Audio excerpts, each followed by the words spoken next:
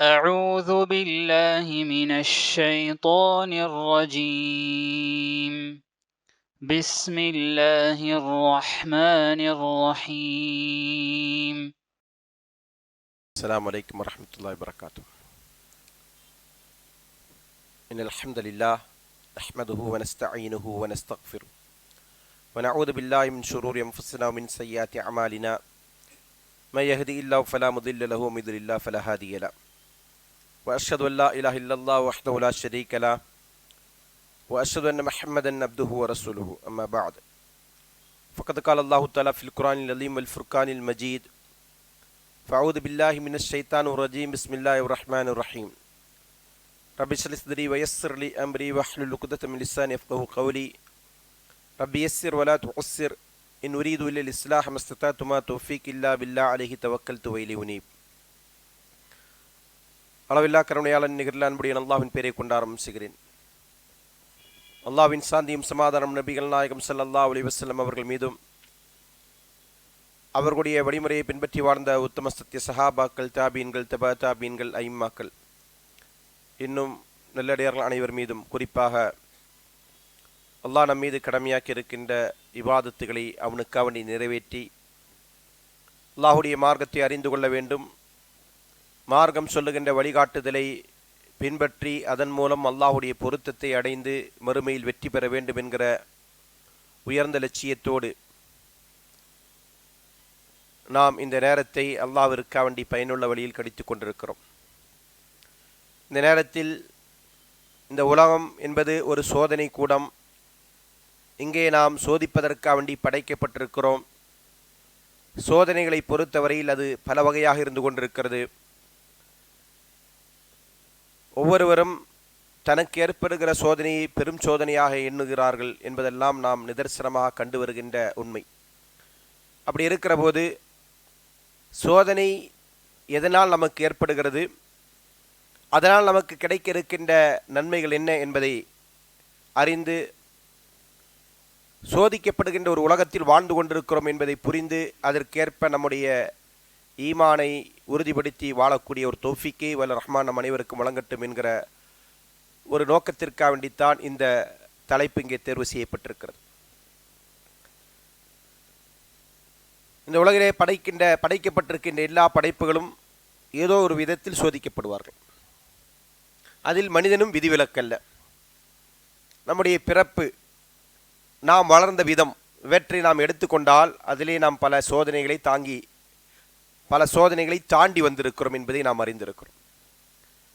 இதையெல்லாம் தாண்டி அல்லாஹ்வின் புறத்திலிருந்து நமக்கு சோதனைகள் தரப்பட இருக்கிறது.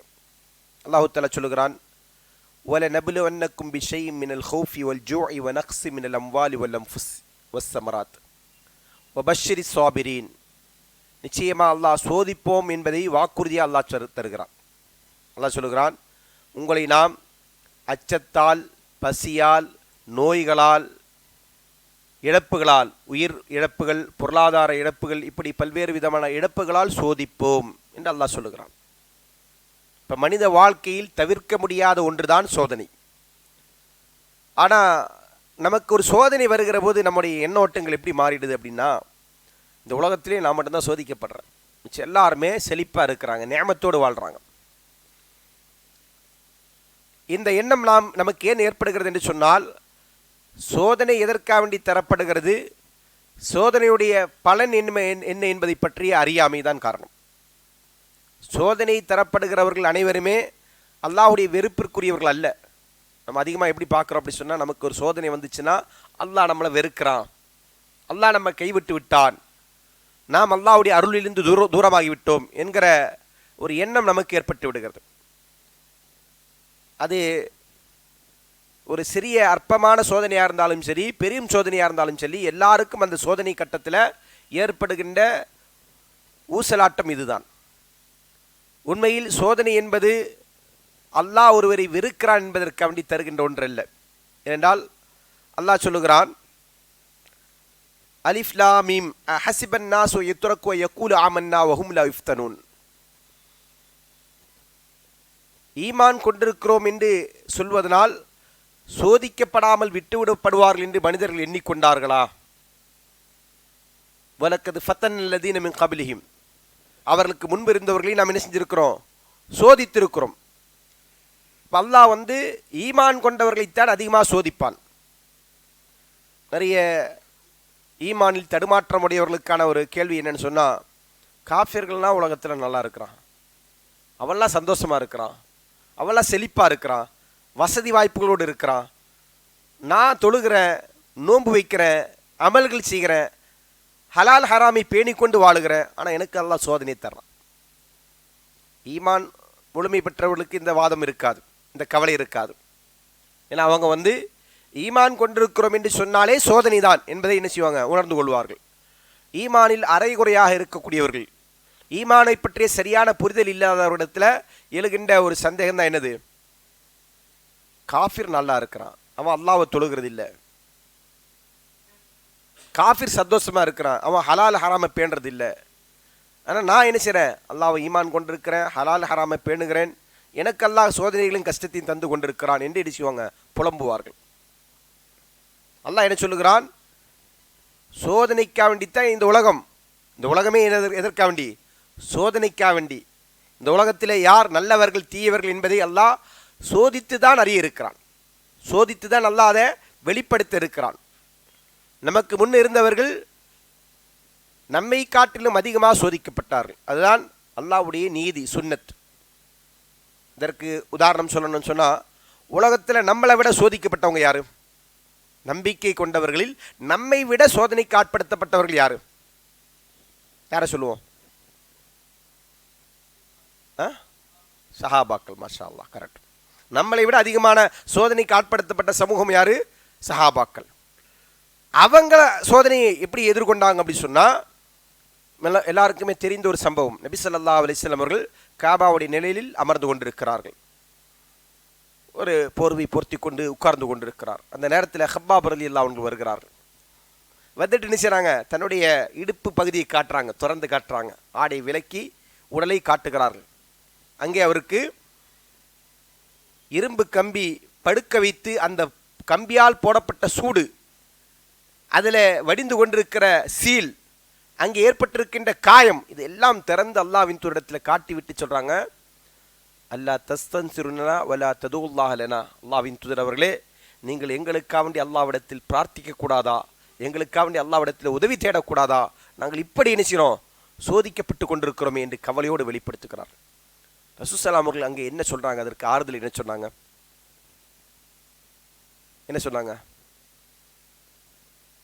அவர் இப்போ நாம் யாராவது அது மாதிரி சோதிக்கப்பட்டிருக்கிறோமா, நம்மளை யாராவது நிற்க வச்சு உடலில் சூடு போட்டு உடலில் காயம் ஏற்படுத்தி, அல்லது நம்முடைய சொத்துக்களை பறித்து, நாம் வாழுகின்ற நாட்டில் நம்மை வாழ விடாமல் அங்கிருந்து ஹிஜ்ரத் செய்ய வைத்து, இப்படி நாம் என்ன செஞ்சுருக்கிறோம், சோதிக்கப்பட்டிருக்கிறோமா, இல்லை.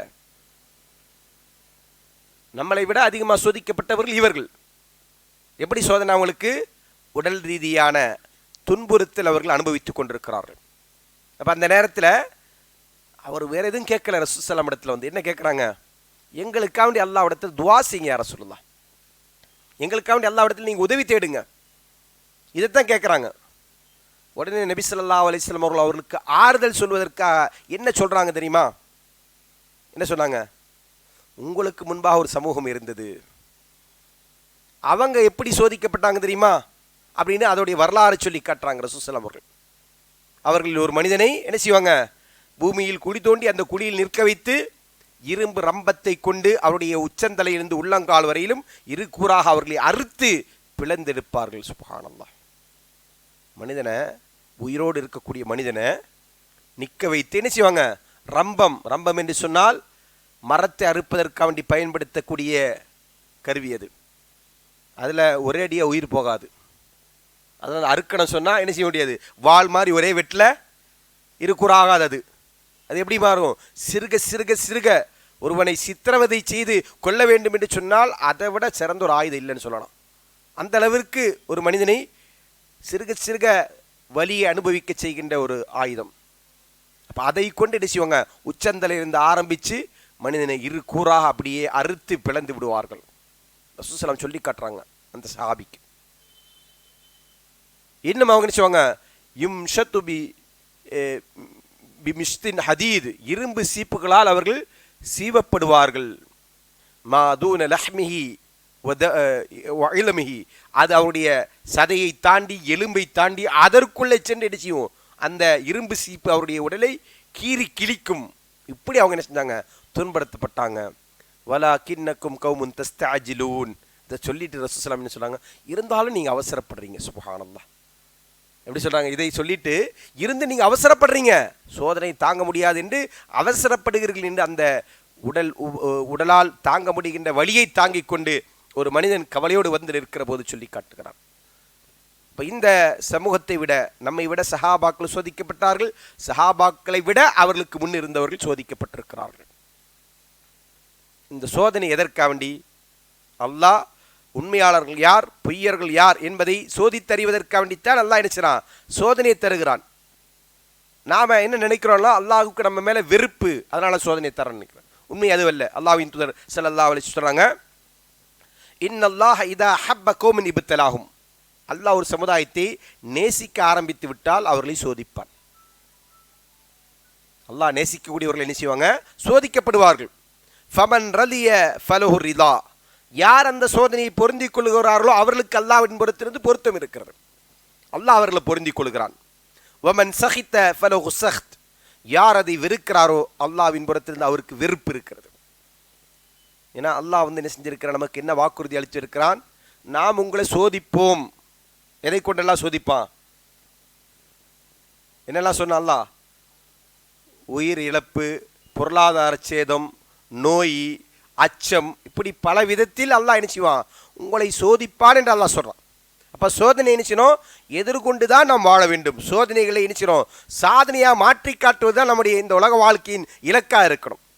சோதனை வந்தால் தோண்டு விடக்கூடாது, அதனால் நாம் நம்பிக்கை இழந்து விடக்கூடாது. இன்னும் நம்முடைய நம்பிக்கை நாம் அதிகப்படுத்தி கொண்டு அந்த சோதனையின் மூலமாக நாம் நினைச்சணும் அல்லாஹ்விடத்தில் சாதனையாளர்களாக மாறுவது. இன்றைக்கு நாம் நினைச்சோம் சஹாபாக்களை பற்றி பேசுகிறோம், ஏன் அவர்கள் சாதனையாளர்கள்.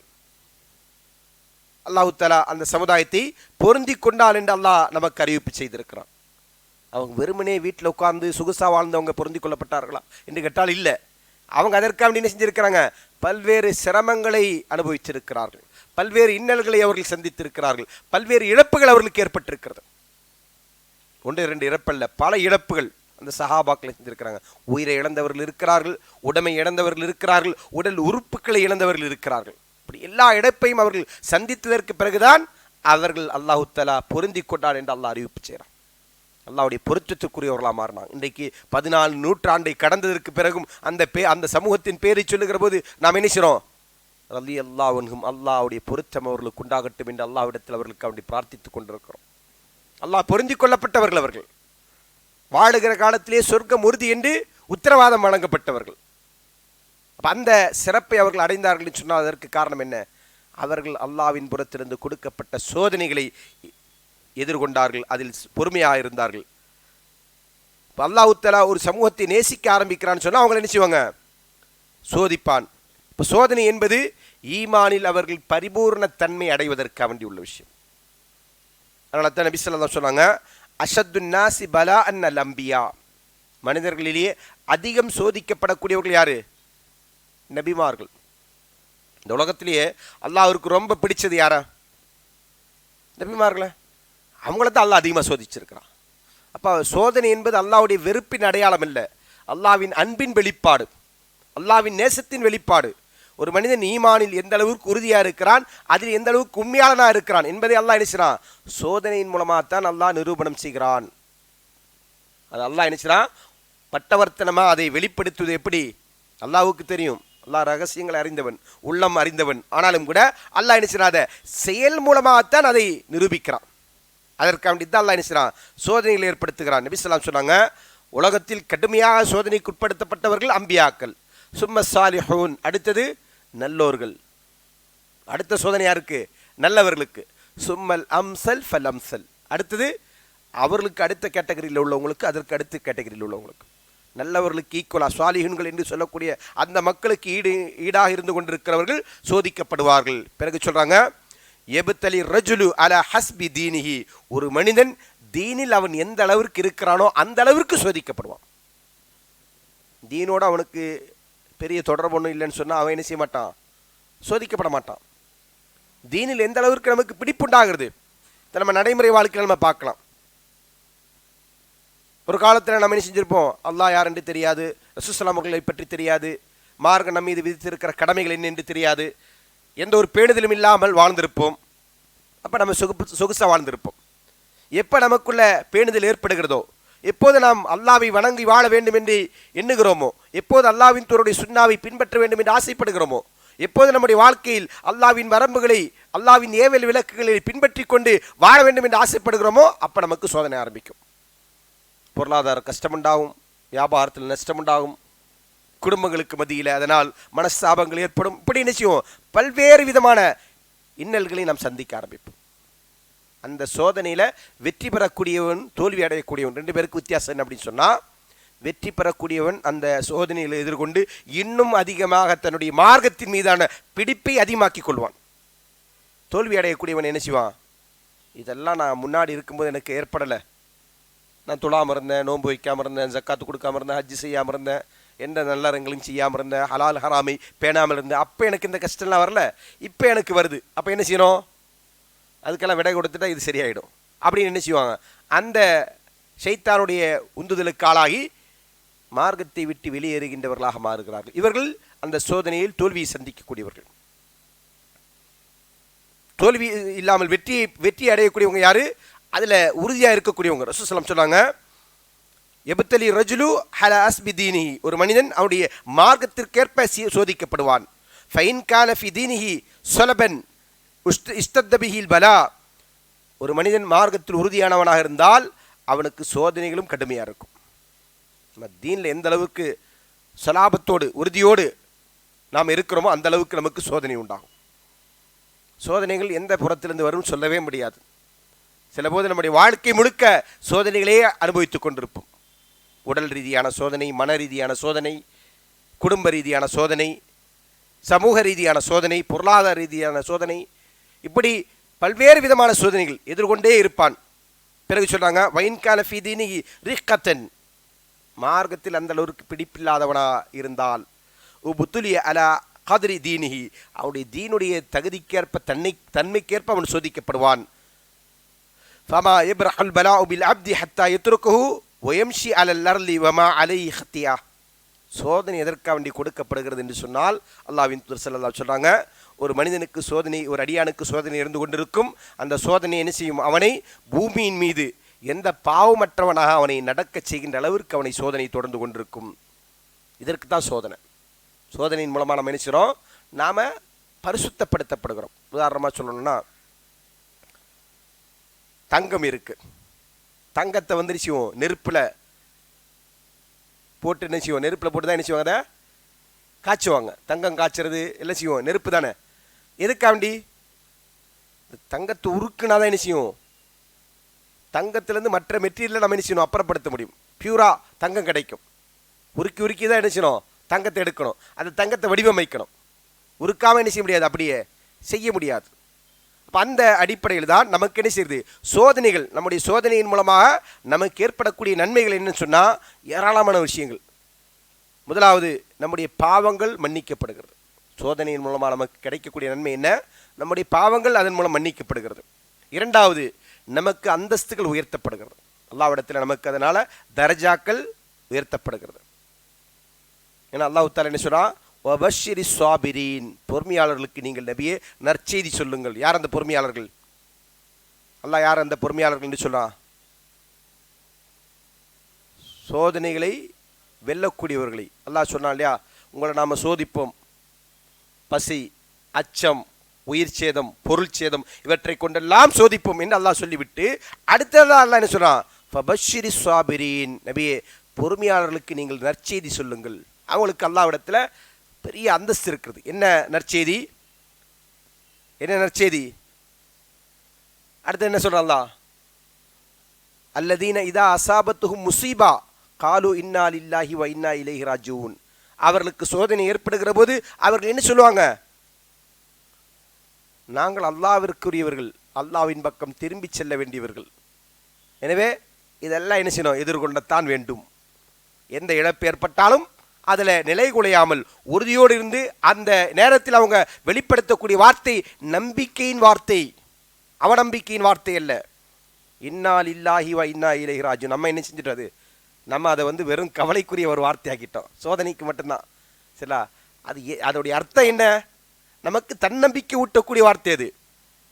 அது துவண்டு விடுவதற்கான வார்த்தை அல்ல. சொல்லிட்டு என்ன செஞ்சிடும், ஐயோ அப்படின்னு நம்ம என்ன செய்யுது, ஓஞ்சி போகிறதுக்காக வேண்டி உள்ளது அல்லது. அது எதற்காக வேண்டி சொல்லப்படுது? நமக்கு பூஸ்டிங். என்ன பூஸ்டிங்கு? நம்மளை நாமளே சார்ஜ் பண்ணிக்கிறது. இழந்துட்டோமா, அதோடு நம்ம என்ன செய்யக்கூடாது, கவலைப்பற்றக்கூடாது. அதுக்காக வேண்டி நம்ம தோண்டு விடக்கூடாது.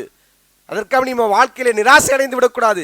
நம்பிக்கையோடு இருக்க வேண்டும். என்ன நம்பிக்கை? நாம் அல்லாஹ்விற்குரியவர்கள்.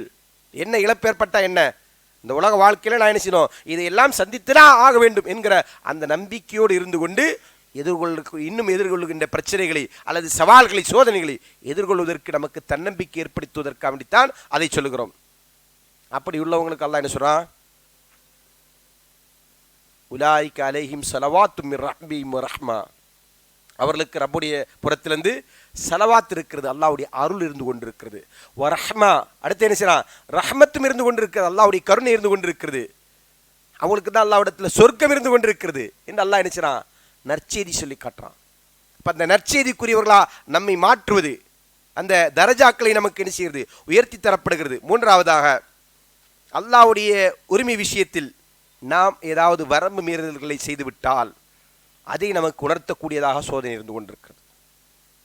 நம்ம செஞ்ச தவறுகள் நாம் என்ன செய்யணும், அதை மீளாய்வு செய்வதற்கு பார்ப்பதற்கு நமக்கு சோதனைகள் தேவைப்படுகிறது. அதற்கு அடுத்தபடியாக நான்காவது, அல்லாஹ்வுடைய தௌபாவின் வாசல் நமக்கு முன்னால் திறந்து வைக்கப்பட்டிருக்கிறது. அப்போ அந்த வாசலின் பக்கம் நாம் என்ன செய்யணும், நெருங்கி வர வேண்டும். சோதனை இல்லாமல் இருந்தால் எப்படி இருக்கும் மனுஷ வாழ்க்கை? மனுஷ வாழ்க்கையில் சோதனை இல்லைன்னா எப்படி இருக்கும்? அவன் அகம்பாவத்தால், ஆணவத்தால் அல்லாஹ் மறந்துடுவான். அல்லாஹ்வின் பக்கம் என்ன செய்ய மாட்டான், திரும்பவே மாட்டான். ஃபிரௌன் எப்படி இருந்தான்? ஃபிரௌனுக்கு கொடுக்கப்பட்ட அதிகாரத்தை கண்டு அவன் என்ன சொன்னான், எல்லாம் என்னுடைய அதிகாரம், எல்லாம் எனக்கு கீழே இருக்கு. ஆதி லன்ஹாரு தஜ்ரீமின் தஹ்தி, அப்படி தானே? இந்த ஆறுகள், நைல் நதி எங்கே ஓடுது, என்னுடைய கட்டுப்பாட்டில் ஓடிக்கொண்டிருக்கிறது.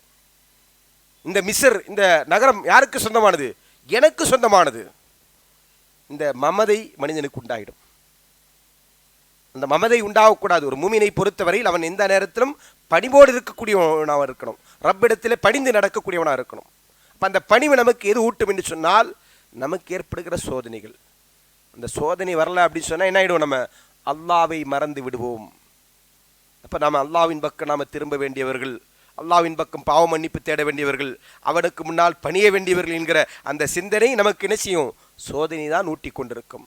ஐந்தாவதாக, ரப்பிற்கும் நமக்குமான தொடர்பை வலுப்படுத்தும். நம்ம எல்லாருமே அதிகமாக அல்லாஹ்வை எப்போ நினைக்கிறோம்? கஷ்டத்தில் நினைக்கிறோமா அல்லது செழிப்பாக இருக்கும்போது நினைக்கிறோமா? கஷ்டத்தில் தான் நினைக்கிறோம். இப்போ கஷ்டம் வரல அப்படின்னா, சோதனை வரலைன்னா அல்லாஹ்வை நினைக்கிறது இல்லாமல் போயிடும். அல்லாஹ்வுக்கு நமக்குமான உறவு துண்டிக்கப்படும். அப்போ அந்த துண்டிப்பு என்பது நேர்ந்து விடக்கூடாது என்பதற்காக வேண்டித்தான் அல்லாஹ் என்ன செய்கிறான், நமக்கு இந்த சோதனைகளை தந்து கொண்டிருக்கிறான். இப்போ அல்லாஹ்விற்கு நமக்குமான உறவை அல்லாஹ் அதை என்ன செய்கிறான், வலுவூட்டுவதற்கான ஒரு வழியாக தந்திருக்கிறான். அடுத்ததாக ஆறாவது, நாம் மக்களில் சோதிக்கப்படுகின்றவர்கள், பாக்கியமற்றவர்கள், அல்லாஹ்விடத்தில் நன்மை இழந்தவர்கள் யார், அவர்களுக்குரிய அந்த நிலை என்ன என்பதை நம்ம என்ன செய்யணும், சிந்தித்து பார்க்கிறோம். யார் அல்லாஹ்வுடைய அருளை விட்டு தூரமாக இருக்கிறாங்க? யார் இருக்கிறாங்க?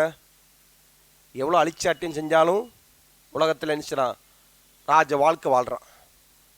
அவன் அல்லாஹ்வுடைய ரஹ்மத்தில் இருக்கனா, ரஹ்மத்தை விட்டு தூரமாயிட்டானா? தூரமாயிட்டான்.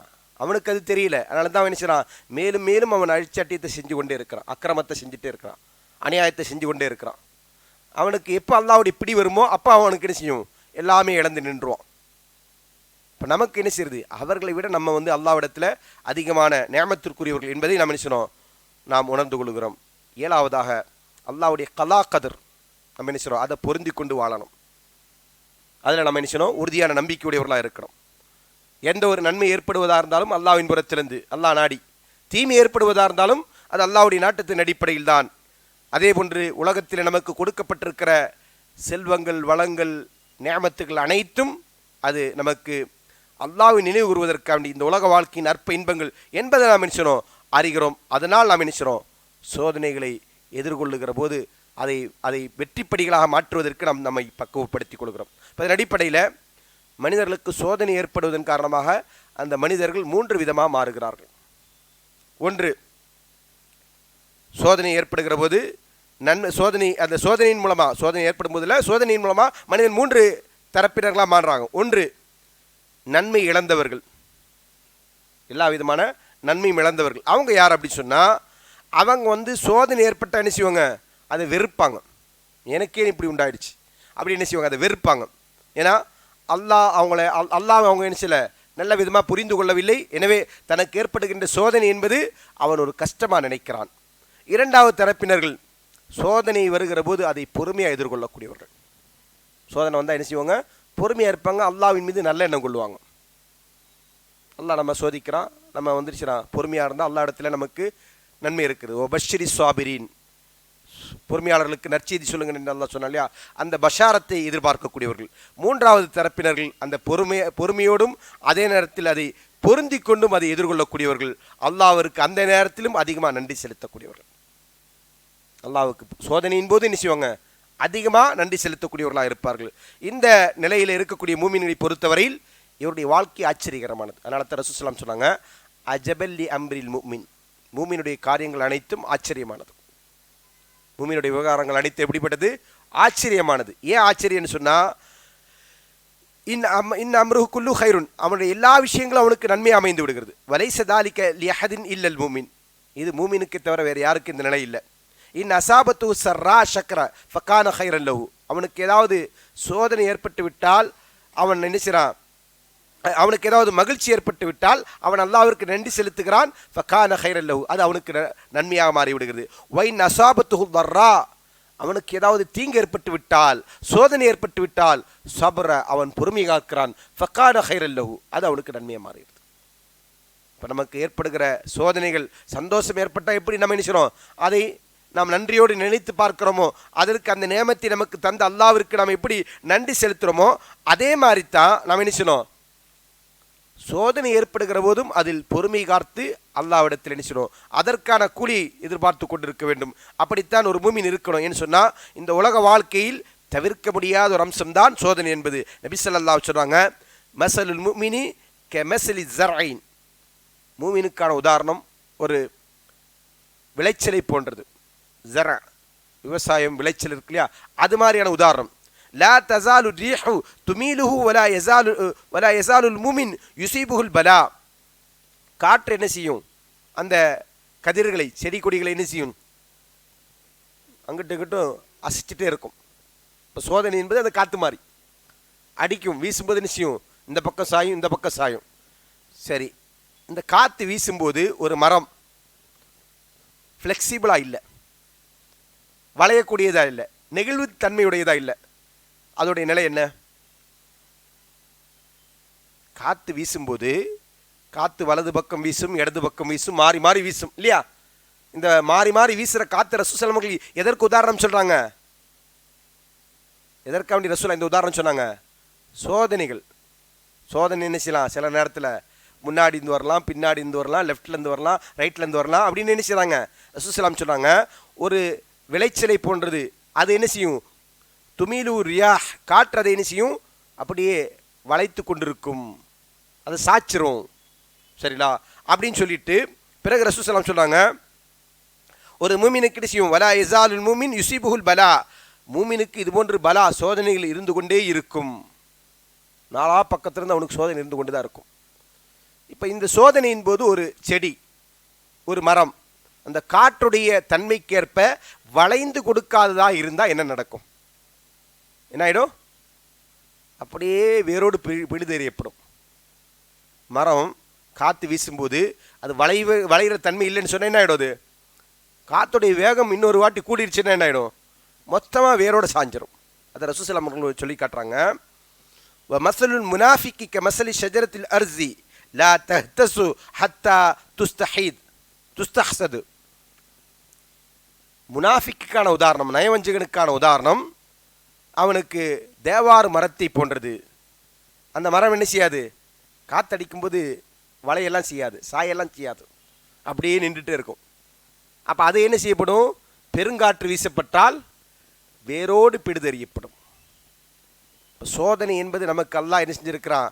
அல்லாஹ் நம்மீது கொண்டிருக்கிற கருணையின் காரணமாக ஏற்பாடு செய்திருக்கிறானே தவிர அது அல்லாஹ் நம்மீது கொண்டிருக்கிற கோபத்தின் காரணமாக அல்ல, வெறுப்பின் காரணமாக அல்ல என்பதை நினைச்சணும் ஒரு மூமின் புரிந்து கொள்ள வேண்டும். அப்போ நமக்கு ஏற்படுகிற சோதனை, ஏன்னா நம்மை விட சிறந்தவர்களாக இருந்த சஹாபாக்கள் சோதிக்கப்பட்டார்கள், அவர்களுக்கு முன்னர் வாழ்ந்த நல்லவர்கள் சோதிக்கப்பட்டார்கள், அதே போன்றுதான் நபிமார்கள் சோதிக்கப்பட்டாங்க. எந்த நபியாவது சோதனை இல்லாமல் இருந்திருக்கிறாங்களா? சோதனை இல்லாத ஒரு நபின்னு இருக்கா? ஆதம் அலைஹிஸ்ஸலாம் சோதிக்கப்பட்டார், நூஹ் அலைஹிஸ்ஸலாம் அவர்கள் சோதிக்கப்பட்டார்கள், இப்ராஹிம் அலைஹிஸ்ஸலாம் அவர்கள் சோதிக்கப்பட்டார்கள், இசாக் அலைஹிஸ்ஸலாம், யாக்கூப் அலைஹிஸ்ஸலாம், அதே போன்று மூசா அலைஹிஸ்ஸலாம், ஈசா அலைஹிஸ்ஸலாம், நபி ஸல்லல்லாஹு அலைஹி வஸல்லம் அவர்கள் எல்லாருமே சோதிக்கப்பட்டாங்க. அய்யூப் அலைஹிஸ்ஸலாம் நோயினால் சோதிக்கப்பட்ட நபி அப்படின்னு சொல்கிறோம் இல்லையா? ஆட்சி அதிகாரம் கொடுக்கப்பட்ட நபி தான் யாரு? சுலைமான் அலைஹிஸ்ஸலாம். அவருக்கு சோதனை இருந்ததா இல்லையா? அவரே அல்லாஹ் என்ன செஞ்சான்? சோதிச்சான். ஃபத்தன்னா சுலைமான். நம்ம என்ன செஞ்சோம்? சுலைமான சோதித்தோம். அல்லாஹ் அப்படியே பேர் எடுத்து சொல்லி காட்டுறான். இப்போ இப்படி என்ன செய்கிறாங்க? நபிமார்கள் ஆட்சி அதிகாரம் கொடுக்கப்பட்டவர்களாக இருந்தாலும் சரி, கொடுக்கப்படாதவர்களாக இருந்தாலும் சரி, செல்வாக்கு மிக்கவர்களாக இருந்தாலும் சரி, இல்லாவிட்டாலும் சரி, நீண்ட காலம் இந்த உலகத்தில் வாழ்ந்தவர்களாக இருந்தாலும் சரி, பெருங்கொண்ட பிள்ளை பேர்களை பெற்றவர்களாக இருந்தாலும் சரி, எல்லா நபிமார்களும் ஏதோ ஒரு விதத்தில் சோதிக்கப்பட்டிருக்கிறார். இப்போ சோதனை என்பது என்ன இல்லை? அல்லாவின் வெறுப்பின் அடையாளம் இல்லை, அல்லாவின் அன்பின் அடையாளம் என்பதை நாம் நினைச்சணும், புரிந்து கொள்ளணும். அப்படி புரிந்து கொண்டோம் என்று சொன்னால் அந்த சோதனை நமக்கு நேருகிற போது நாம் கடைபிடிக்க வேண்டிய வழிமுறை என்ன செய்யணும் அப்படி சொன்னால், முதலாவது நமக்கு ஏற்பட்டிருக்கிற சோதனை அல்லாவின் புறத்திலிருந்து, அதை நம்ம என்ன செய்யணும்? உறுதியாக நம்பி அதற்கு நாம் என்ன செய்யணும்? கட்டுப்படணும். அந்த சோதனைகளுக்கு நம்ம கட்டுப்பட்டு நடக்கணும். சரிங்களா? அதே மாதிரி சோதனை வந்து விட்டால் அல்லாஹ்வுடைய வரம்புகளை மீறி அல்லாஹ்விற்கு மாறு செய்யக்கூடியவர்களா, அல்லாஹ்வை வெறுக்கக்கூடியவர்களா, காலத்தை ஏசக்கூடியவர்களா இருக்கக்கூடாது. நிறைய பேர் அதான் செய்வாங்க. கெட்ட நேரம் இப்படிதானே, சகனம் பார்க்கக்கூடிய காரியம் அல்லது காலத்தை ஏசக்கூடிய காரியம். அல்லாஹ்வின் தூதர் ஸல்லல்லாஹு அலைஹி சொன்னாங்க, அல்லாஹ் சொன்னதா சொல்கிறாங்க, லா தசுபு தஹர் அனத்தஹர், நீ காலத்தை ஏசாதீங்க, நானே காலமாக இருக்கிறேன் என்று சொன்னால் என்னுடைய கட்டுப்பாட்டில் இருக்கிறது காலம். காலத்தை இயக்கக்கூடியவன் யாரு? அல்லாஹ். அல்லாஹ் தான் காலத்தை என்ன செய்றான்? உக்கல்லிபுல் லைல வன்னஹார், இரவையும் பகலையும் மாறி மாறி வரச் செய்யக்கூடியவன் நான் அப்படின்னு அல்லாஹ் சொல்கிறான். அப்போ அந்த காலத்தை என்ன செய்யக்கூடாது? இது இந்த காலத்தினால், இந்த நேரத்தினால், இந்த இடத்தினால் நடந்தது என்று என்ன செய்யக்கூடாது? எதையும் படிக்கக்கூடியவர்களாக இருக்கக்கூடாது. மாறா என்ன செய்யணும்? அதை நாம் சோதனை, இந்த சோதனையை நாம் என்ன செய்யணும்? மார்க்கத்தின் வரம்புகளை பேணிக்கொண்டு அதை நாம் கடந்து செல்ல வேண்டும். அதற்கு அடுத்தபடியாக நமக்கு ஏற்பட்டிருக்கின்ற சோதனையிலிருந்து நம்ம விடுபடுவதற்காண்டி மார்க்க நமக்கு சொல்லி காட்டிய பயனுள்ள வழிமுறைகளை நம்ம என்ன செய்யணும்? தேடணும். பொருளாதாரத்தில் சோதனையா என்ன செய்யணும்? ஒரு வியாபாரம் நஷ்டமாயிடுச்சு, அடுத்து என்ன செய்யணும்? இந்த வியாபாரத்தில் நான் நஷ்டமடைந்ததற்கான காரணம் என்ன? அந்த காரணத்தை ஆராயலாம். அதில் நம்ம ஏதாவது தவறு செஞ்சுட்டோமா? நம்முடைய தவறை திருத்திக்கலாம். கடன் கொடுக்கல் வாங்கல் இருந்திருக்கிறது, அந்த வாங்கக்கூடிய நேரத்தில், கொடுக்கக்கூடிய நேரத்தில் மார்க்கம் சொல்லக்கூடிய வழிகாட்டுதல் என்ன? எழுதி வைத்து கொள்ளுங்கள். நம்ம எழுதாமல் விட்டுட்டோம், எவ்வளோ கொடுத்தோம் எவ்வளோ வாங்கணும்னு தெரியல, சோதனை நஷ்டமாயிடுச்சு. அப்போ என்ன செய்யக்கூடாது? நம்முடைய தவறுகளை என்ன என்பதை அதுலேருந்து பாடம் பெற்று படிப்பினை பெற்று அதை நாம் நினைச்சலாம் களைவதற்கான வழிமுறைகளை கையாள வேண்டும். அதற்கு அடுத்தபடியாக அல்லாஹ்விடத்தில் நாம் நினைச்சணும் அதிகமாக பாவ மன்னிப்பை தேட வேண்டும். பாவ மன்னிப்பை தேடி அல்லாஹ்வின் பக்கம் மீண்டு நம்முடைய தவறுகளை திருத்திக் கொள்ளக்கூடியவர்களாக இருக்கு. இந்த வழிமுறைகளைத்தான் நாம் என்ன சொன்னோம்? சோதனை ஏற்படுகிற போது நாம் கடைபிடிக்க வேண்டும். அப்படி இருந்தோம் என்று சொன்னால் அந்த சோதனைகள் நமக்கு நன்மையாக மாறும். அதற்கு நாம் என்ன செய்யணும்? சோதனை ஏற்பட்டு விட்டால் நாம் அதிகமாக அல்லாஹ்விடத்தில் துவா செய்ய வேண்டும். சோதிக்கப்படுகின்றவருடைய துவாக்கள் அல்லாஹ்விடத்தில் அங்கீகரிக்கப்படும்.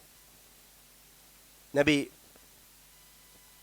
யூனுஸ் அலைஹிஸ்ஸலாம் அவர்கள் சோதனை காலகட்டத்தில் தான் அல்லாஹ்விடத்தில் நினைச்சாங்க, பிரத்யேகமான ஒரு துவா செஞ்சாங்க. என்ன துவா? லா இலாஹ இல்லா அன்த சுப்ஹானக இன்னி குன்து மினல் ஸாலிமீன் அப்படின்னு சொல்லி துவா செஞ்சாங்க. இந்த துவா ரசூலுல்லாஹி ஸல்லல்லாஹு அலைஹி வஸல்லம் சொன்னாங்க, இந்த வார்த்தையை சொல்லி ஒருத்தர் துவா கேட்டாங்கன்னா அந்த துவா என்ன செய்யப்படும்? ஏற்றுக்கொள்ளப்படும். அப்போ நெருக்கடியில் ஒருவர் இருந்து கொண்டு அவர் அந்த நெருக்கடியை போக்குவதற்காண்டி அல்லாஹ்விடத்தில் துவா செய்கிறார் என்று சொன்னால் அந்த துவா அகற்றப்படும். தாவத்தல் மதுலும் அநியாயம் இழைக்கப்பட்டவனுடைய துவா அங்கீகரிக்கப்படும், பதிலளிக்கப்படுகிற துவா. ஒருத்தருடைய துவா அங்கீகரிக்கப்படுவதற்குரிய காரணங்களை ஒன்று என்னது? ஒருத்தன் அநியாயத்திற்கு ஆளாக இருக்கிறான். அநியாயம் இழைக்கப்பட்டவன் என்று சொன்னால் சோதனைக்கு உட்படுத்தப்பட்டவன் தான். அந்த சோதனையின் போது அவன் நினைச்சான் அல்லாவிடத்தில் அவன் இருகரமேந்தி அல்லாவிடத்தில் மன்றாடுகிறான் என்று சொன்னால் அல்லாஹ் அவனுடைய துவாவை நினைச்சான் ஏற்றுக்கொள்கிறான். இப்போ நமக்கு ஏதாவது சோதனை வந்து விட்டால் அந்த சோதனை நினைச்சணும் எதிர்கொள்வதற்கான மார்க்கம் சொல்லுகின்ற வழிமுறைகளை நாம் கடைபிடிக்க வேண்டும். அதே போன்று அந்த சோதனையிலிருந்து விடுபடுவதற்காக நாம் நினைச்சணும் அல்லாஹ்வுடைய மார்க்கம் நமக்கு சொல்லி தந்திருக்கிற வழிகாட்டுதலை நாம் பின்பற்ற வேண்டும். அதே போன்று அடுத்ததாக நினைச்சணும் தொழுகை. ரசூல் ஸல்லல்லாஹு அவர்கள் தனக்கு ஏதாவது சங்கடமான ஒரு விஷயம் ஏற்பட்டால் உடனே நினைச்சுவாங்க ஃபபதஅ பிஸ்ஸலா, தொழுகையை கொண்டு ஆரம்பிப்பாங்க. உடனே தொழுக ஆரம்பிச்சிருவாங்க ரசூலுல்லாஹ். ஏன்னா அடியானுக்கும் ரப்புக்குமான கனெக்ஷனை அதிகமாக இருந்து கொண்டிருக்கிற ஒரு இபாதத் எது? தொழுகை. சுஜூதில் இருக்கும்போது தான் நம்ம நினைக்கிறோம் அல்லாஹ்விற்கு நெருக்கமாக இருக்கிறோம். ரசூல் ஸல்லல்லாஹு சொன்னாங்க அக்ரபு மா யகுன் அப்து பி ரப்பிஹி வ ஹுவ சாஜித். ஒரு அடியான் அல்லாஹ்விற்கு மிக நெருக்கமாக இருப்பது என்பது அவன் சுஜூதில் கிடக்கிற போது ஃபக்ஸிர் ஃபி துவா. எனவே நீங்கள் நினைச்சிங்க அந்த நேரத்தில் நீங்கள் அதிகமாக துவா செய்யுங்க. பத்ர் போர்க்களம் நமக்கு எல்லாருக்கும் தெரியும். மிக ஒரு நெருக்கடியான ஒரு காலகட்டம், ஒரு சூழல், வாழ்வா சாழ்வா என்கிற நிலை.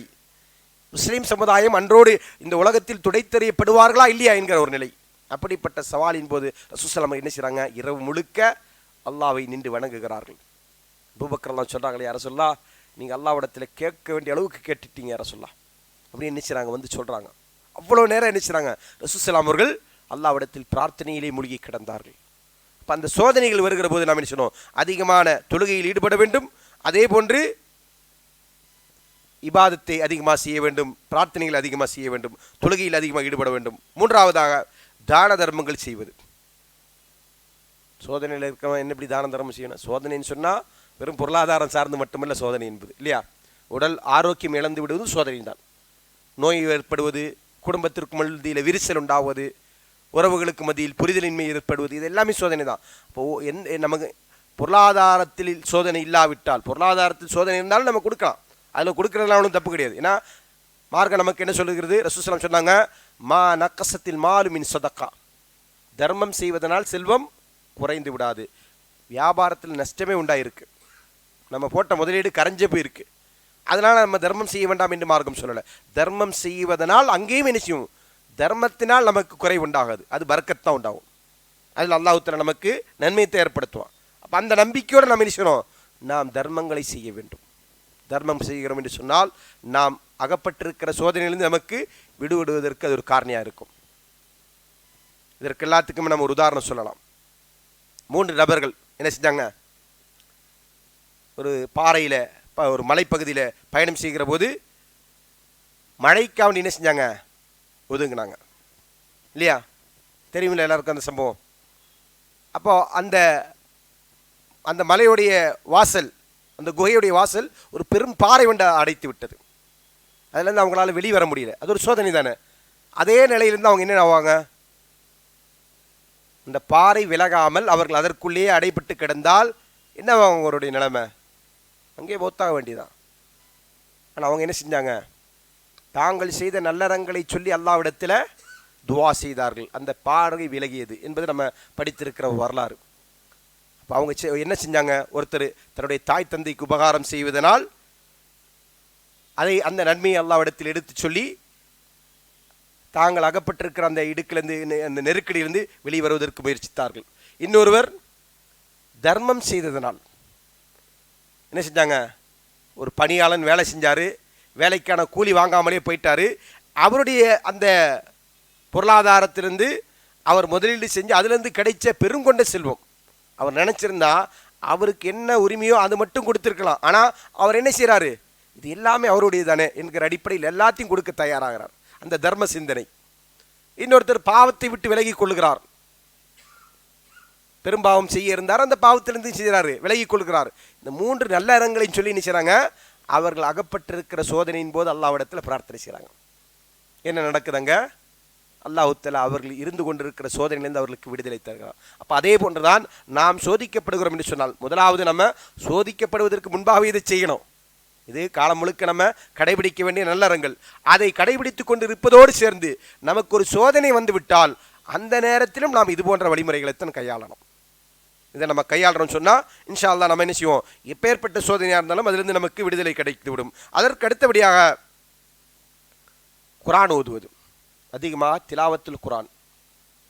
ஏன்னா அல்லாஹு தஆலா குர்ஆன் என்ன சொல்லியிருக்கிறான், வனுனஸ்ஸிலு மினல் குர்ஆனி மா ஹுவ ஷிஃபாஉன் வ ரஹ்மத்துல் லில் முஃமினீன். நாம் குர்ஆனில் என்ன செஞ்சிருக்கிறோம், மனிதர்களுக்கு ஷிஃபாவை இறக்கி வைத்திருக்கிறோம், மூமின்களுக்கு ரஹ்மத்தையும் இறக்கி இருக்கிறோம். அல்லாஹ்வின் புறத்திலிருந்து ரஹ்மத், ஷிஃபா. ஷிஃபா எப்படி இருக்கும் குர்ஆனில், நம்முடைய உள்ளத்திற்கு ஷிஃபா இருந்து கொண்டிருக்கிறது, உடலுக்கு ஷிஃபா இருந்து கொண்டிருக்கிறது. அப்போ நாம் என்ன சோதனையில் இருந்து கொண்டிருக்கிறோமோ அந்த சோதனையிலிருந்து மீளுவதற்கு நமக்கு திலாவத்துல் குர்ஆன் என்பது நமக்கு அதிகமாக பயனளிக்கும். அப்போ அந்த அடிப்படையில் என்ன சொன்னால் நம்ம சோதனைகளை சந்திக்க வேண்டும். அடுத்ததாக இஸ்திர்ஜா, இன்னா லில்லாஹி வ இன்னா இலைஹி ராஜிஊன் என்று சொல்வது, இதுவும் துவா தான். ஆனால் இது அல்லாஹ் என்ன செஞ்சிருக்கிறான், எந்த சோதனை ஏற்பட்டாலும் இதை பிரத்யேகமாக சொல்ல வேண்டும் என்பதை அல்லாஹ் நமக்கு வழிகாட்டி இருக்கிறான் என்கிற அடிப்படையில் இதை நாம் என்ன சொன்னோம், அந்த சோதனை கட்டங்களில் நாம் சொல்லக்கூடியவர்களாக இருக்க வேண்டும். இப்படி நாம் சோதனையை எதிர்கொள்கிறோம் என்று சொன்னால் அந்த சோதனை நமக்கு இந்த உலகத்தில் நஷ்டத்தை தருகின்ற சோதனை அல்ல, மறுமையில் நமக்கு பெரிய ஈடேற்றத்தை தருகின்ற சோதனை, மறுமையில் வெற்றிக்கான சோதனை. இன்னும் சொல்லப்போனால் நம்முடைய பாவங்கள் மன்னிக்கப்படுவதற்கான சோதனை. ரசூலுல்லாஹி ஸல்லல்லாஹு அலைஹி வஸல்லம் சொன்னாங்க இல்லையா, ஒரு அடியானுக்கு அல்லாஹ் சோதனை கொடுக்குறான், அந்த சோதனையின் மூலமாக என்ன செய்றான், அவனுடைய பாவங்களை அல்லாஹ் அழித்து விடுகிறான். எம்ஷி அலல் அர்லி லைஸ அலைஹி ஹத்திஆ, பூமியின் மீது அவன் நடக்கிறான். எப்படி நடக்கிறான், அவன் மீது எந்த பாவமற்றவனாக. அப்படிப்பட்ட ஒரு தரஜாவை பெறுவதற்காகத்தான் நமக்கு சோதனைகள் தரப்பட்டிருக்கிறது என்பதை புரிந்து கொண்டு அந்த சோதனைகளை நாம் நினைச்சணும். அல்லாஹ் நமக்கு தந்திருக்கிற சோதனை அது சிறிதாக இருக்கலாம், பெரிதாக இருக்கலாம். எந்த சோதனையாக இருந்தாலும் நாம் நினைச்சணும் அதை அல்லாஹ் நம்மை சோதிக்க விரும்புகிறான். இந்த சோதனையை கொண்டு நாம் நினைச்சணும் அல்லாஹ்விடத்தில் உயர்ந்த படித்தரங்களை தரஜாக்களை அடைய இருக்கிறோம் என்கிற நம்பிக்கையோடு அந்த சோதனைகளை எதிர்கொள்ள வேண்டும். அல்லாஹு தஆலா அந்த அடிப்படையில் நம்முடைய வாழ்க்கை அமைத்து கொண்டு சோதனைகளை எதுவுமே படிப்புக்குள்ளான ஒன்றாக ஆக்கிக் கொள்ளாமல் அல்லாஹ் நமக்கு தந்திருக்கிற சோதனை அதில் நாம் பொறுமை காக்க வேண்டும் என்பதை புரிந்து கொண்டு அதில் அல்லாஹ் நமக்கு நன்மை நாடுவான் என்பதை புரிந்து கொண்டு அல்லாஹ்விடத்தில் அதற்கான நன்மையை எதிர்பார்ப்போம். அல்லாஹு தஆலா நம் அனைவருக்கும் இம்மையிலும் மறுமையிலும் இதன் மூலம் வெற்றியை தந்தருள்வானா என்று கூறி நிறுவுகிறேன். வாஹிரன் அல்ஹம்துலில்லாஹி ரப்பில் ஆலமீன். அஸ்ஸலாமு அலைக்கும் வரஹ்மத்துல்லாஹி வபரகாத்துஹு.